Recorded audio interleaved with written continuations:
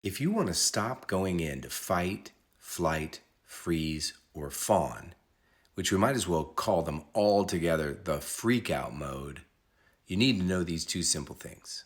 Hi everybody, I'm James M. and I help people go from drama to calma. I would love it if you like and follow. When the prefrontal cortex logs on and says, hey wait, I know you're feeling angry, but don't say that thing. That's called inhibitory control. Imagine you're in an elevator, you're late for a meeting, the door is closing and someone shouts, hey wait, hold that elevator. You get this rush of anger and frustration and fear and you're like, I'm gonna give this person a piece of my mind, and then you realize it's your boss. Your prefrontal cortex might log on and say, hey wait a minute, don't get angry, let's control this. That's inhibitory control. But how do we get control of our prefrontal cortex? Oftentimes in these situations, we trigger. The lateness and the anger rush and the frustration triggers us into old pain, and then we've lost control.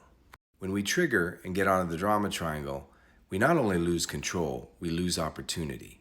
I used to have a saying in my house that when you trigger and get on the drama triangle, you lose money and you lose opportunity. And it is exactly true. Once we're triggered and on the drama triangle, we're no longer operating from our prefrontal cortex. We're operating from our reptilian brain, from fight, flight, freeze, or fawn, survive. That's not where we want to be operating in order to have a happy and successful life. What are the two things that we need to master in order to stay off the drama triangle and resist the temptation to explode and go into old pain?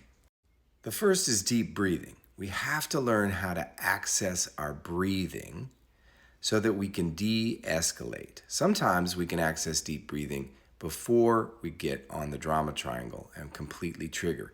This will help us calm down and reduce the impact of our strong emotions. The second is trigger processing. We must understand and learn how to process triggers. What does this mean? This means, how do we neutralize the trauma that's lying underneath?